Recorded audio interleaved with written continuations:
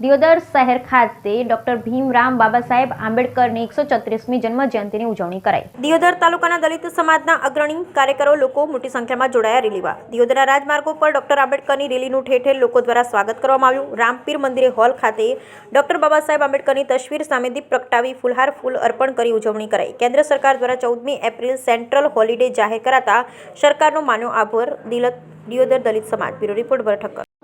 साथियों जय भीम।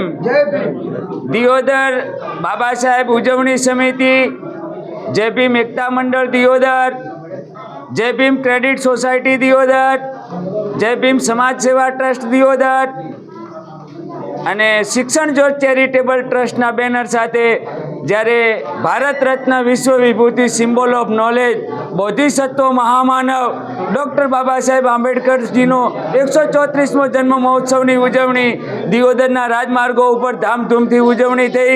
દિયોદર રામદેવ પીરના મંદિરની અંદર જ્યારે સભાનું આયોજન કર્યું અને દિયોદરના બહુજન સમાજે ખૂબ હર્ષોલ્લાસથી અમને સાથ સહકાર આપ્યો અને આગામી 14મી એપ્રિલની ઉજવણી બાબા સાહેબના સ્ટેચ્યુ સાથે થવી જોઈએ।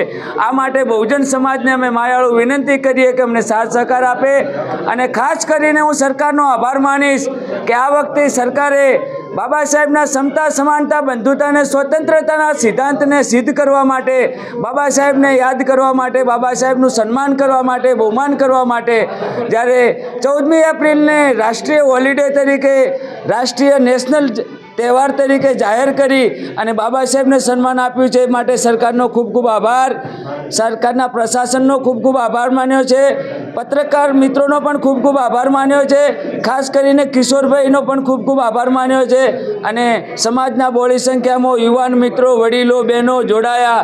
અધર કાસ્ટના બહુજન સમાજના જે ઉદારમતવાદી લોકો છે એ પણ જોડાયા અને બાબા સાહેબને સન્માન આપ્યું છે।